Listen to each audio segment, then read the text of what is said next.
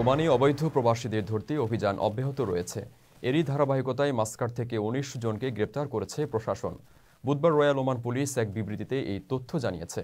গ্রেপ্তার হওয়া প্রবাসীদের মধ্যে সিপ থেকে নথিপত্রবিহীন ৬ জনকে ধরা হয়েছে। তাদের বিরুদ্ধে শ্রম এবং আবাসন আইন লঙ্ঘনের অভিযোগ আনা হয়।